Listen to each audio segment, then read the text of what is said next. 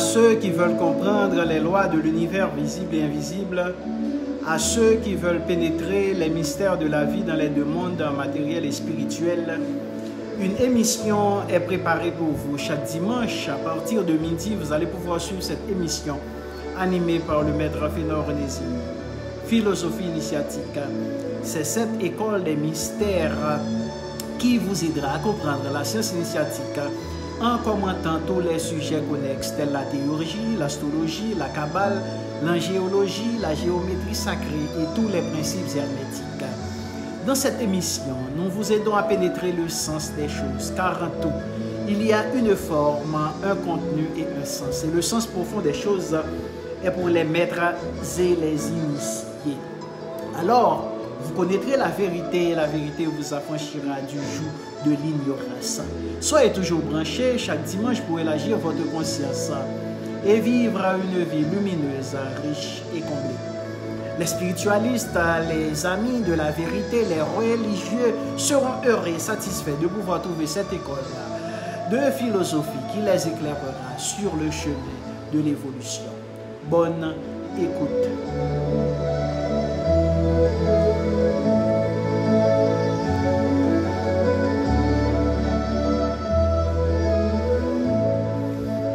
Maître de l'univers qui a régné avant que rien ne fût créé, c'est par ta volonté que tout s'accomplit.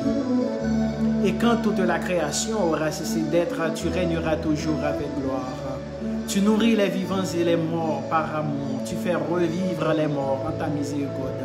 Tu redresses ceux qui tombent, tu guéris les malades, libères les captifs, tu tiens ta promesse envers ceux qui dorment dans la poussière.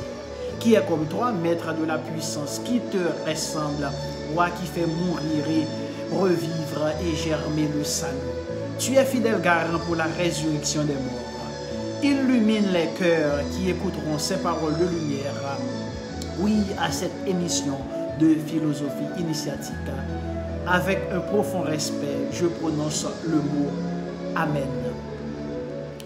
C'est avec cette prière et ces mots que je salue tous les fidèles auditeurs de l'émission Philosophie Initiatique.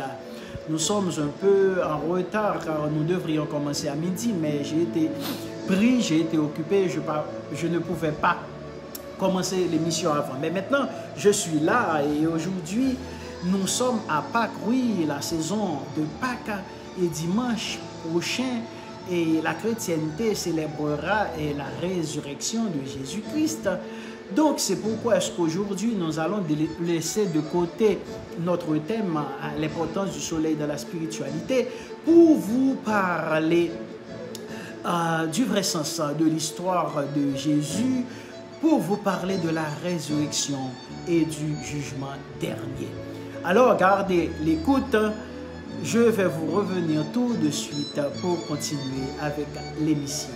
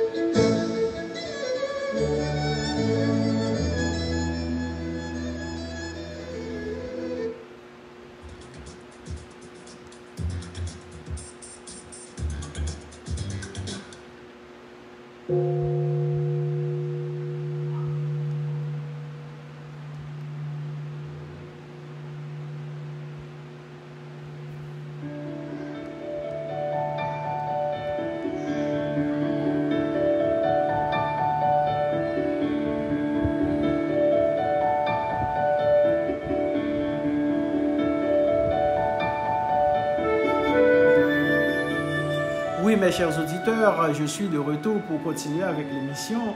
Je disais tantôt que nous parlerons aujourd'hui du vrai sens de l'histoire de Jésus, de la naissance de Jésus, de sa vie sur terre. Et nous allons aussi essayer de comprendre ce qu'est la résurrection et le jugement dernier du point de vue initiatique. Car je vous dis toujours, je vous dis constamment dans l'émission qu'il y a toujours une forme, un contenu et un sens en tout.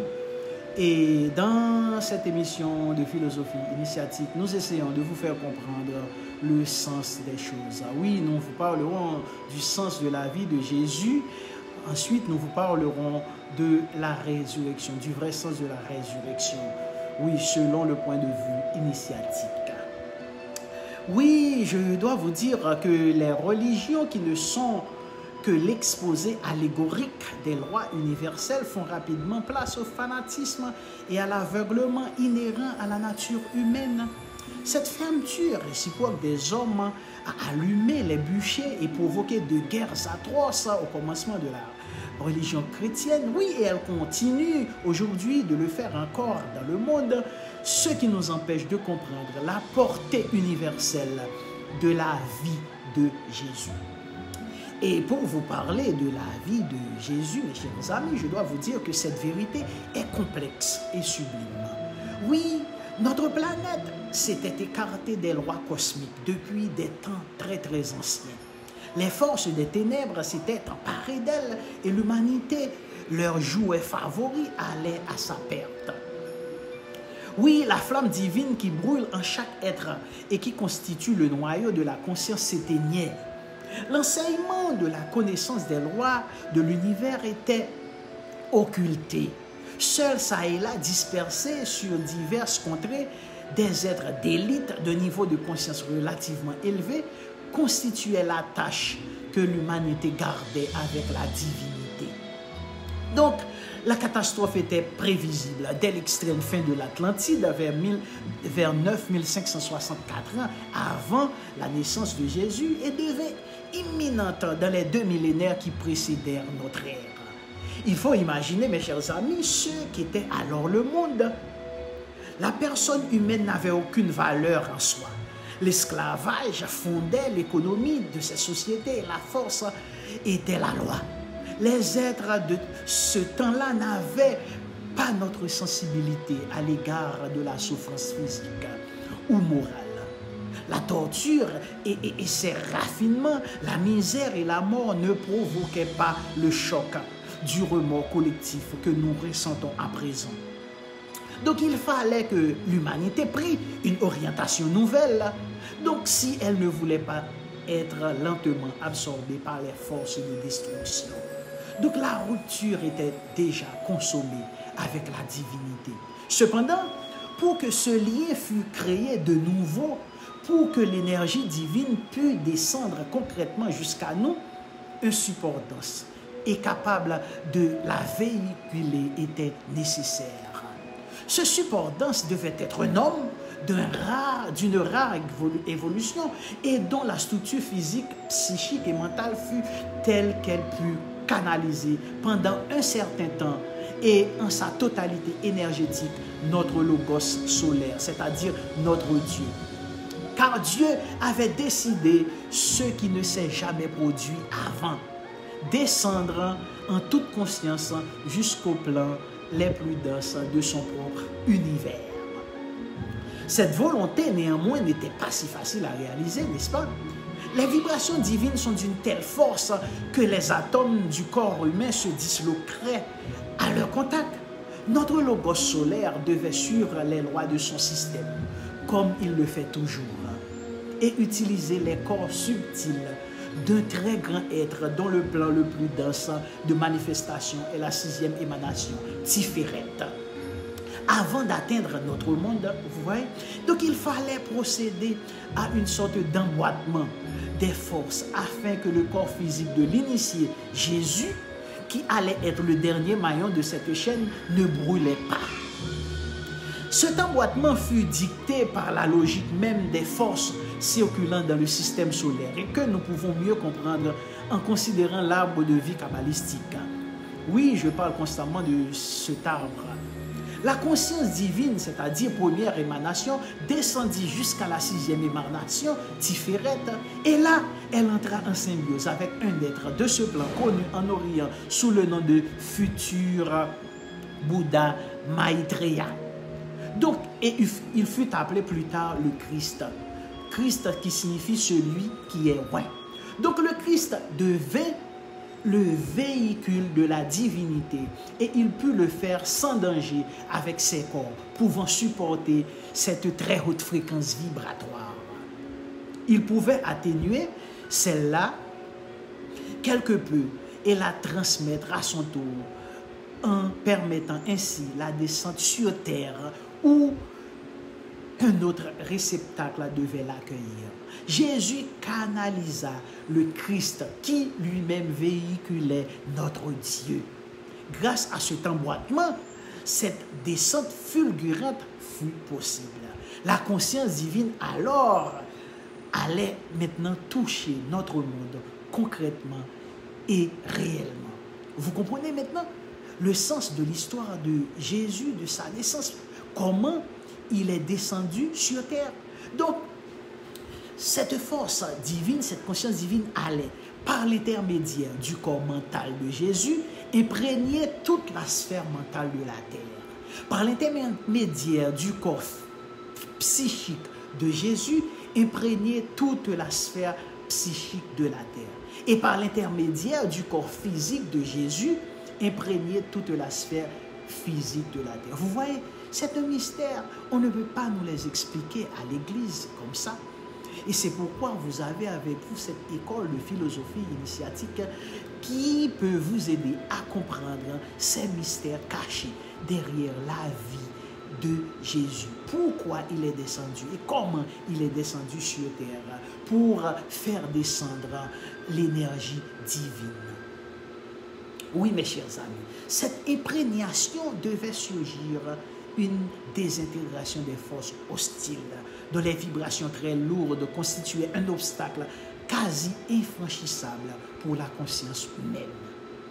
Il faut comprendre qu'à cette époque, toute quête intérieure de la vérité, tout désir de transformation personnelle, toute soif de connaissance et tout accès à la divinité représentaient une démarche vouée la plupart du temps à l'échec. On ne peut pas contacter, on ne pouvait pas contacter la divinité.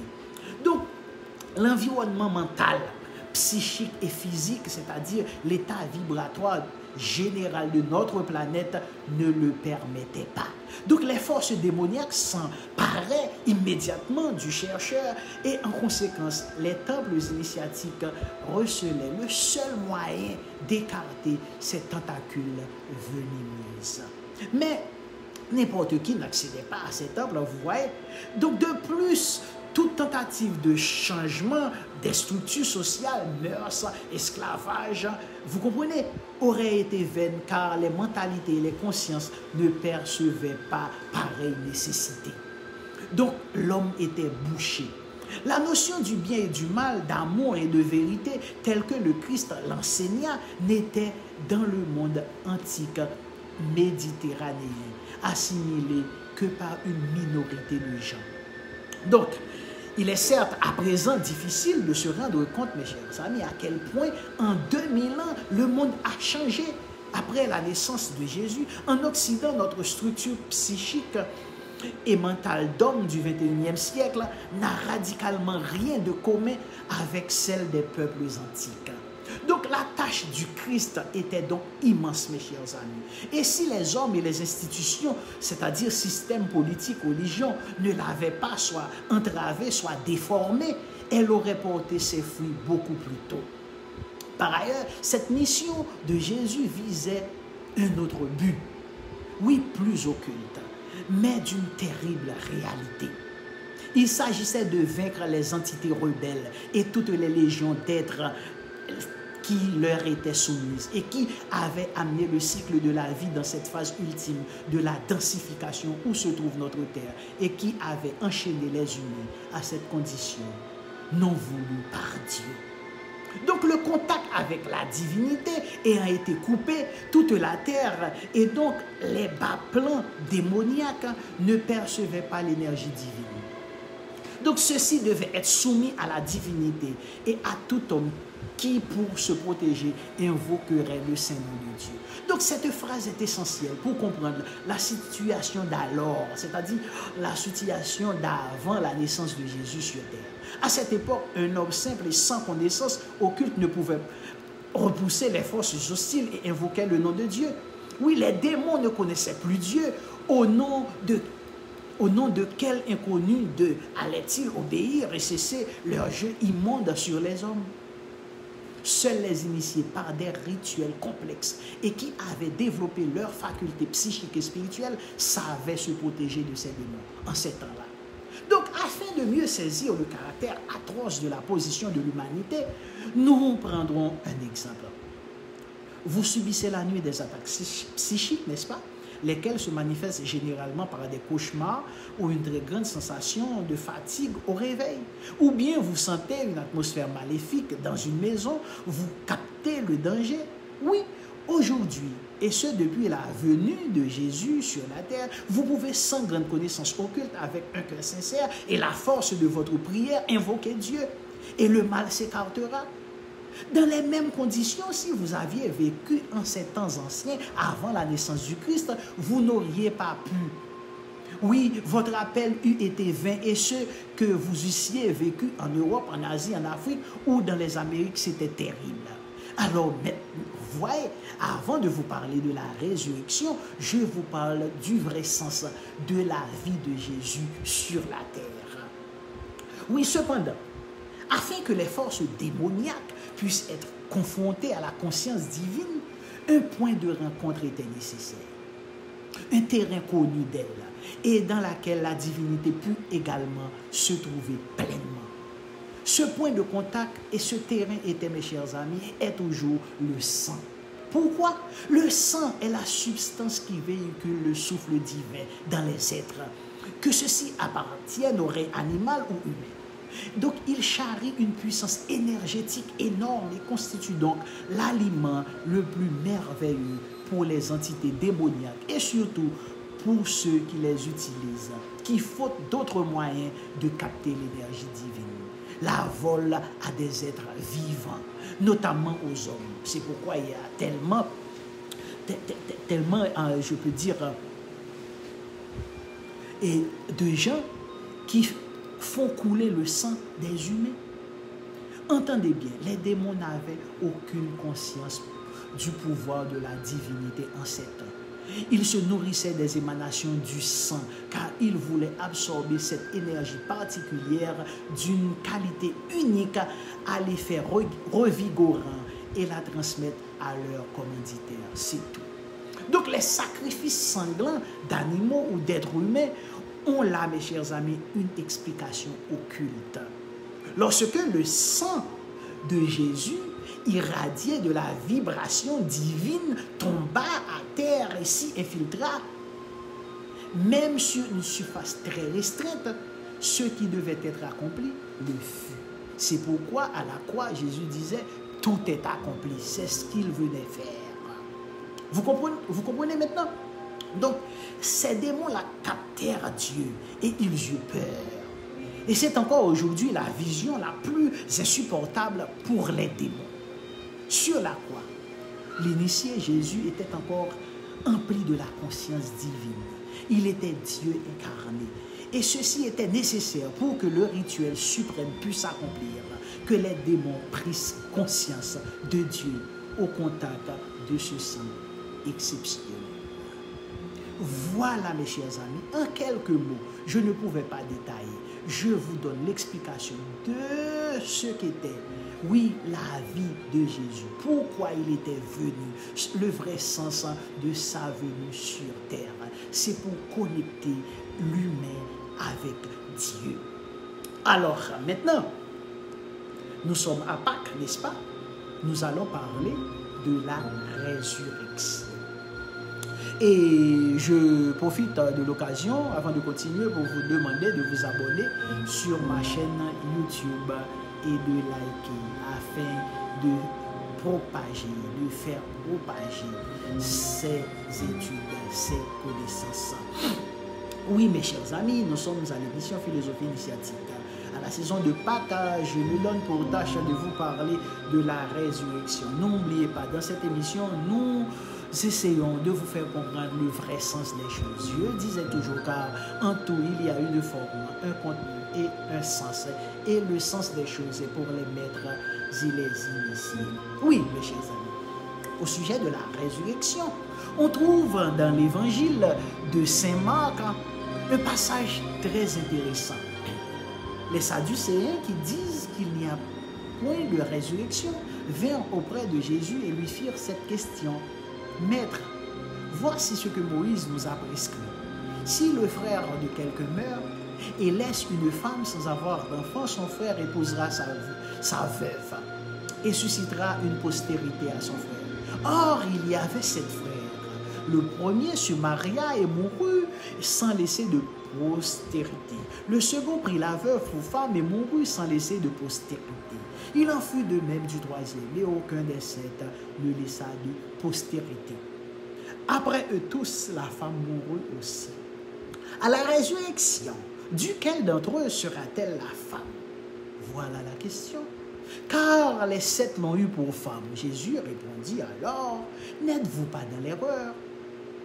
Parce que vous ne comprenez ni les Écritures, ni la puissance de Dieu.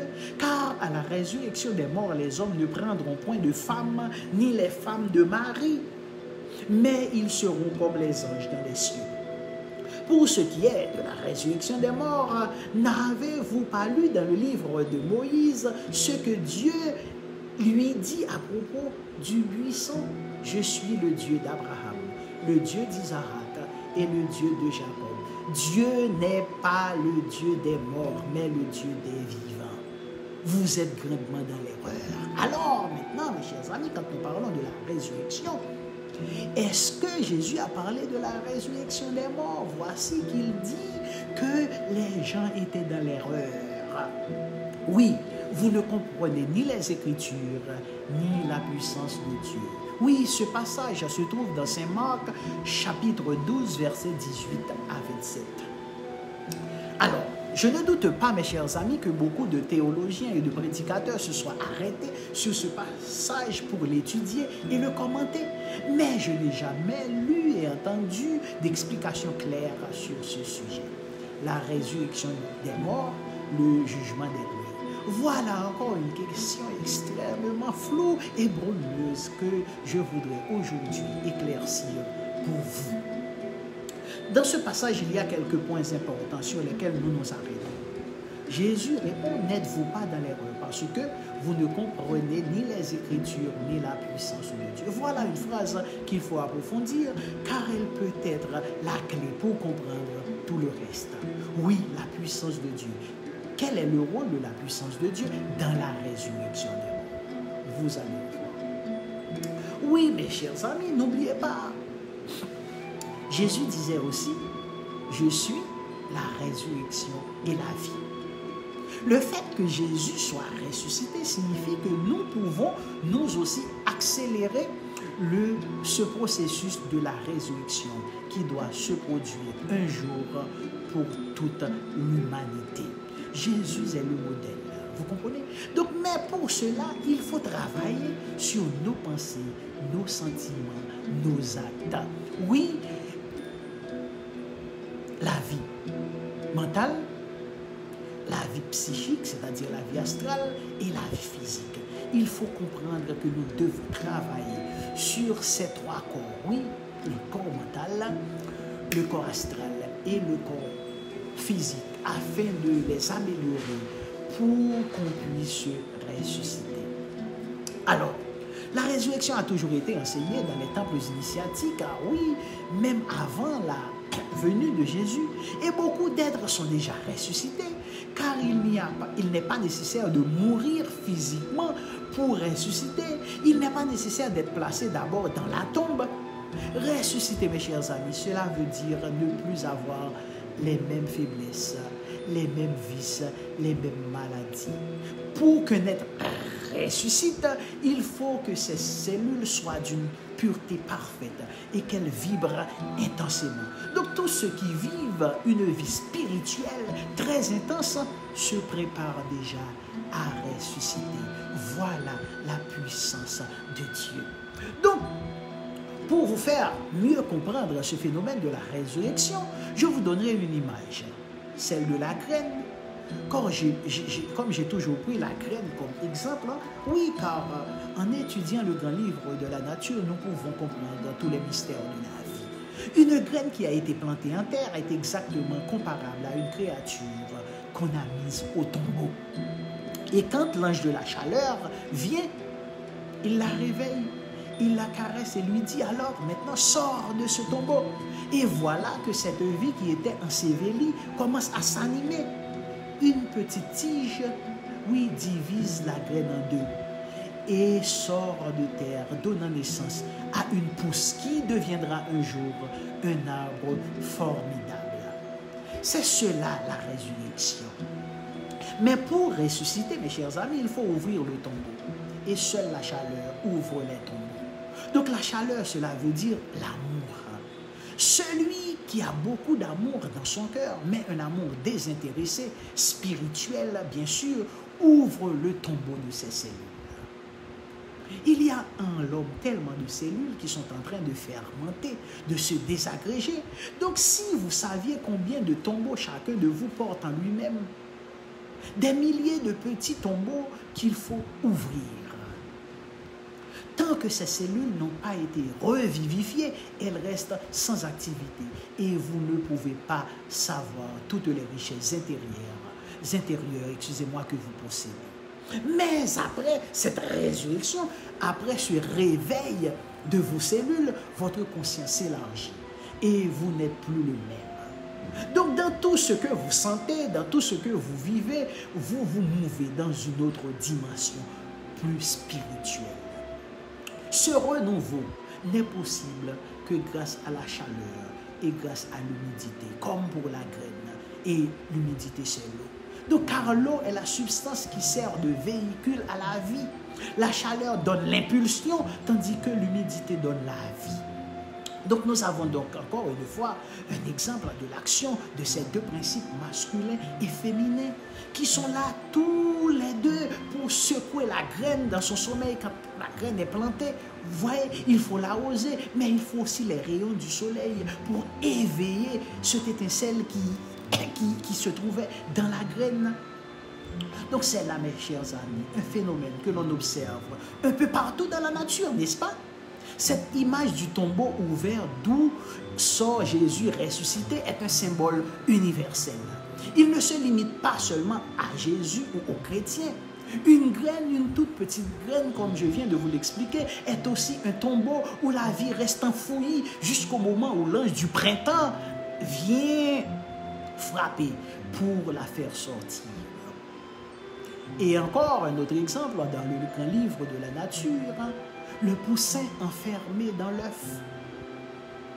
Comment pourra-t-il éclore si la maman poule ne vient pas frapper la coquille d'un coup de bec pour ouvrir ce tombeau? D'ailleurs, pourquoi croyez-vous que c'est la coutume d'offrir des œufs de Pâques? Parce que là, justement, l'œuf symbolise la naissance de la vie. C'est pourquoi on offre des œufs de Pâques aux enfants. L'œuf symbolise la naissance de la vie.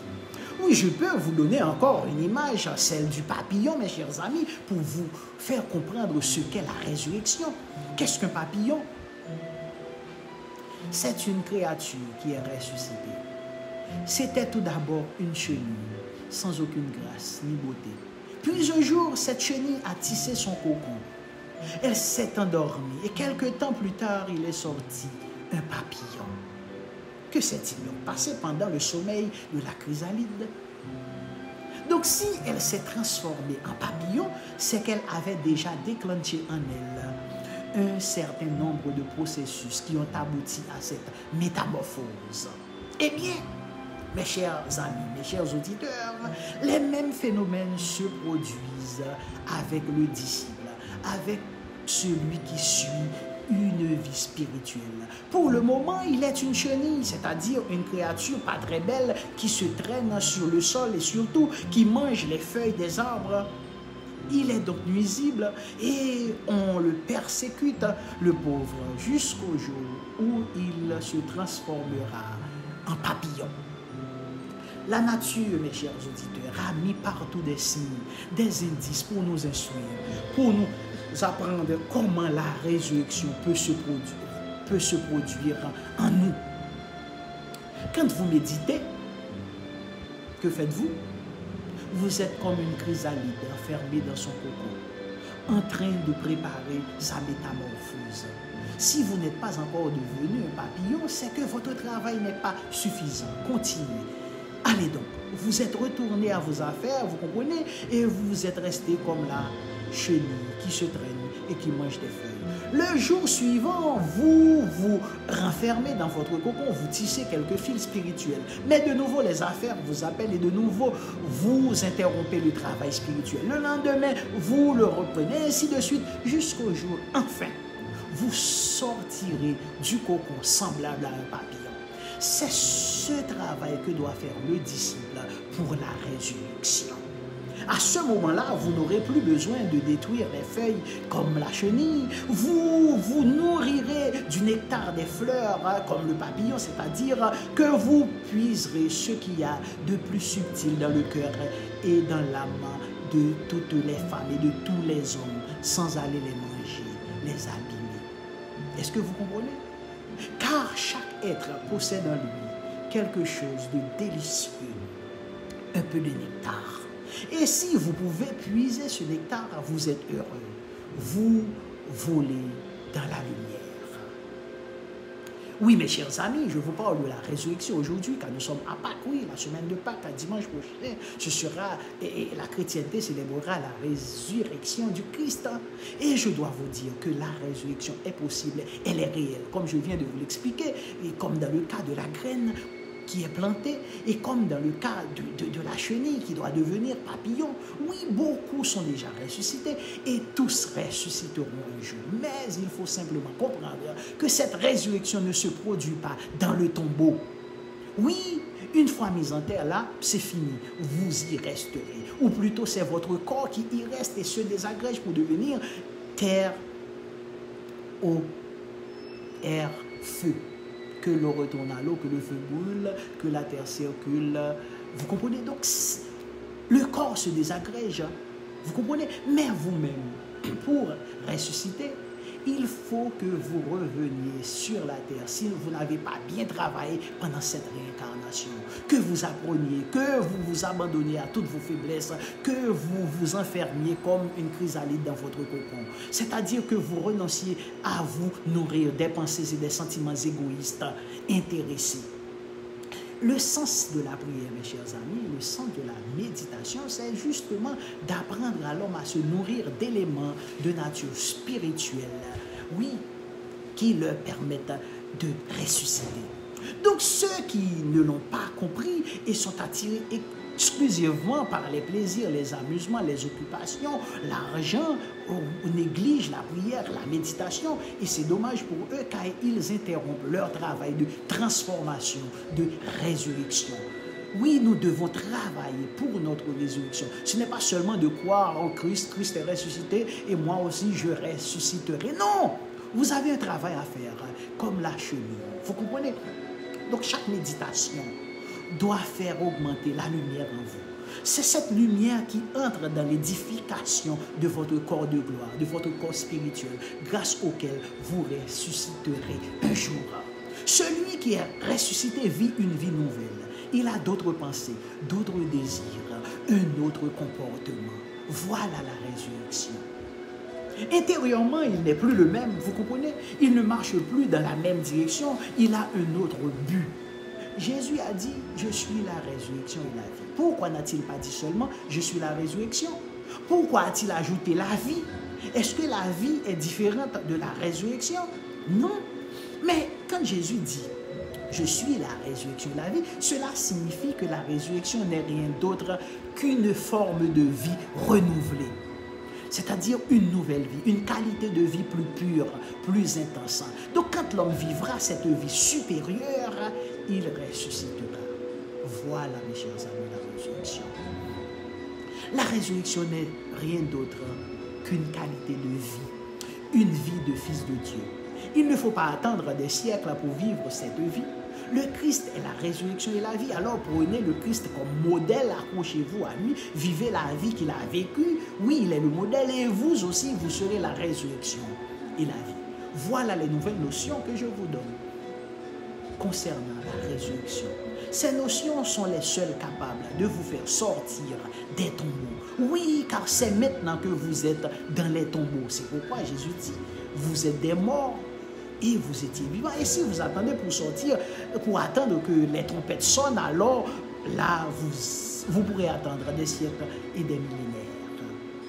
Non, mes chers amis, quand Jésus dit dans le passage que nous venons de lire, vous n'avez pas compris la puissance de Dieu.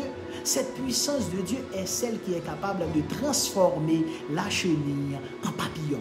Donc si vous croyez que la chenille est assez savante pour fabriquer de si belles couleurs, non, c'est la puissance divine en elle qui se met à travailler.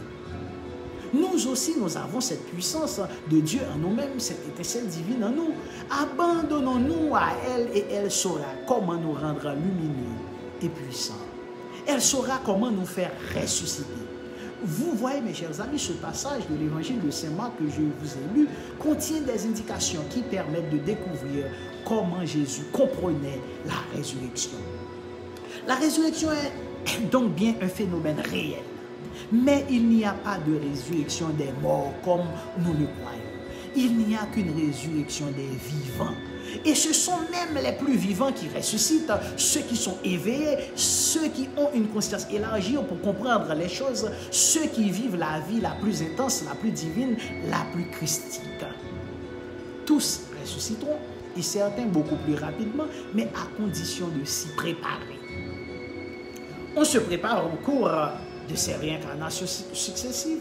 Et même celui qui fait de grands efforts dans une incarnation ou bien dans cette incarnation pour se purifier, pour vivre une vie spirituelle, peut ne plus se réincarner. Certains grands initiés ne se réincarnent plus. Ils partent de ce monde et n'y reviennent plus pour prendre un corps. Leur esprit peut revenir s'introduire et vivre dans certains êtres pour les aider, les instruire, les aimer, mais eux-mêmes ne prennent plus de corps physique, vous comprenez? Donc si on interprète ce passage de l'évangile de Saint Marc que nous avons lu, comme je viens de le faire, la résurrection, chers amis, et le jugement dernier sont des questions absolument indéchiffrables et incompréhensible pour les chrétiens. Il ne peut y avoir de jugement dernier comme on se l'imagine avec tous les hommes qui sortiront des tombeaux pour être jugés. Il faut comprendre les tombeaux d'une autre façon. Non, on est sans cesse jugé, mes chers amis. Chaque épreuve de la vie, chaque souffrance, chaque tourment est déjà la preuve qu'un jugement a eu lieu. Et on paie pour ce qu'on a fait. Donc quand vous n'avez plus rien à payer, vous ne souffrez plus. Vous comprenez? Donc relisez à nouveau ce passage et vous comprendrez mieux ce qu'il y avait dans la pensée de Jésus quand il a répondu aux Sadducéens. Vous verrez clairement le plan de Dieu, comment il se déroule et comment vous pouvez ressusciter. Les interprétations de la résurrection que donne l'Église manquent de bon sens de logique et elle nous présente le Seigneur comme un monstre de stupidité. Et ce jugement dernier aussi est tellement absurde. Donc, tranquillisez-vous, mes chers amis, le jugement dernier n'aura pas lieu comme vous le croyez. Ah oui, mais malgré votre tranquillité, sachez qu'un autre jugement dernier vous attend à chaque moment. Ah oui, si une puce vous pique, par exemple, c'est déjà un jugement. Comment direz-vous, je suis jugé par une piqûre de puce? Vous pouvez poser cette question. Bien sûr, si elle vous a piqué, c'est après mûre réflexion. Elle a trouvé certaines impuretés dans votre sang, vous comprenez? Et elle veut vous dire que vous devez améliorer votre façon de vivre. Donc, si vous purifiez votre sang, il n'attirera plus de puces. Alors, vous comprenez? Donc, tellement de faits de la vie quotidienne peuvent nous aider à comprendre ce que sont la résurrection, le jugement dernier. Donc, vous rencontrez quelqu'un qui a sur la jambe une grosse tache bleue, presque noire. Que t'est-il arrivé, mon ami? Ah, je me suis cogné, il répond. Eh bien, tout ce que je viens de vous expliquer peut se résumer là. Quand on se fait bleu, des cellules meurent, puis, quelque temps après, la peau redevient claire et le noir a disparu. Oui, ce ne sont pas les anciennes cellules qui sont ressuscitées, mais de nouvelles cellules qui sont venues à leur place. Vous comprenez? Donc chaque jour, même dans notre corps, il y a la résurrection. Donc les anciennes cellules ont été remplacées par les nouvelles qui ont apporté cette amélioration dans votre corps qui a été cogné. Et de nouveau, on marche, on ne souffre plus. Voilà le mécanisme de la résurrection, mes chers amis. Et c'est la même chose pour l'ensemble de l'organisme, oui, humain. Beaucoup de gens ont dans l'organisme des cellules déjà mortes qui ne sont pas remplacées par de nouvelles cellules. Peu à peu, le nombre de ces cellules augmente jusqu'à envahir l'organisme tout entier. Et là, la personne meurt. D'autres, quand ils meurent, possèdent encore de nombreuses cellules vivantes et que les médecins tâchent de récupérer pour faire des greffes d'organes. C'est la réalité, mes chers amis. Certains vivants sont déjà presque morts tellement ils traînent de cadavres dans leur organisme, trop de cellules qui commencent à pourrir et qu'ils ne peuvent pas remplacer par de nouvelles, tandis que d'autres personnes qui sont mortes dans un accident, par exemple, ont encore presque toutes leurs cellules vivantes. Donc, dans le domaine spirituel, c'est le même phénomène qui se produit. Ce qui est en haut est comme ce qui est en bas. Ce qui est en bas est comme mes chers amis. Ce remplacement, c'est cela, la résurrection. Donc, sans être définitive ni complète, cette résurrection a commencé pour certains. Il faut qu'ils continuent, qu'ils poursuivent ce travail de remplacement. Et un jour, la résurrection se fera d'un seul coup. C'est pourquoi on parle du son de la trompette, au son de la trompette, les morts en Christ ressusciteront premièrement. Mais pour que vous ressuscitiez, il faut commencer à faire ce travail sur votre pensée, sur votre cœur et dans vos actes. Oui, mes chers amis, d'un seul coup, en réalité, non. La résurrection ne se fait pas en un clin d'œil. Il faut comprendre. Et ici, c'est la chimie qui va nous y aider. Vous avez un acide, vous y versez quelques gouttes de tournesol, ceux qui ont étudié la chimie. Oui, le liquide est rouge, vous y versez maintenant une solution basique, goutte après goutte.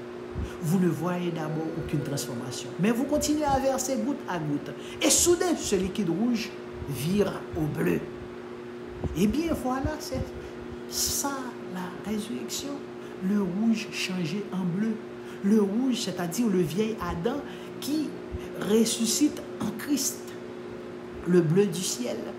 Donc pendant longtemps, vous versez goutte après goutte et la dernière goutte transforme tout d'un seul coup. Donc vous ressuscitez. Donc cette résurrection était déjà commencée depuis longtemps, mais on n'apercevait aucun changement visible. Oui, nous continuons à travailler, nous continuons à prier, nous continuons à méditer, nous ne voyons aucun changement dans notre corps physique et d'un seul coup nous sommes ressuscités parce que nous sommes devenus un homme nouveau. Voilà, mes chers amis, ce que veut dire la résurrection. Donc les paroles de Saint Paul sont véridiques, bien sûr, mais il faut les expliquer. Est-ce clair maintenant? La résurrection ne se fait pas d'un seul coup, il faut un long travail préliminaire. Et c'est la dernière goutte qui transforme tout. Et pourquoi faut-il attendre la dernière goutte, comme les chrétiens disent, la dernière trompette? C'est un mystère que même les chimistes ne peuvent pas expliquer. Beaucoup parmi vous ont déjà commencé à ressusciter, c'est-à-dire à remplacer en eux certaines entités égoïstes, ténébreuses, violentes, par des entités intelligentes, lumineuses, pleines d'amour. Mais la nature nous montre la réalité de la résurrection. Et je vous dirais même que la solution des plus grands problèmes initiatiques, des plus grands problèmes de la vie, oui, je les trouve souvent chez les papillons, chez les chenilles, chez les taupes, chez les puces ou les punaises. La résurrection physique, la mort, la résurrection physique, non mes chers amis, c'est la résurrection spirituelle qui nous intéresse. Parce qu'il n'y aura pas de résurrection physique pour ceux qui sont morts. C'est fini, je viens de vous le dire. Mais ceux qui sont vivants, leur âme est vivante. Pour eux, il y aura une résurrection. Parce que Dieu dit, il n'est pas le Dieu des morts, mais le Dieu des vivants. Et si nous lisons dans 1 Timothée 5, verset 6 de la Bible, nous voyons même la veuve qui cherche seulement son plaisir, elle est déjà morte, même si elle est vivante, même si elle paraît vivante. C'est-à-dire, on peut paraître vivant, mais on est déjà mort spirituellement. Donc si Jésus priait aussi pour que ses disciples aient cette vie, c'est évidemment qu'il ne l'avait pas encore. Il a prié pour que ses disciples aient cette vie et l'aient en abondance.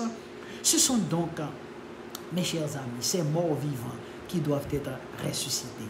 Oui, c'est-à-dire pour avoir cette vie transformée, cette vie renouvelée.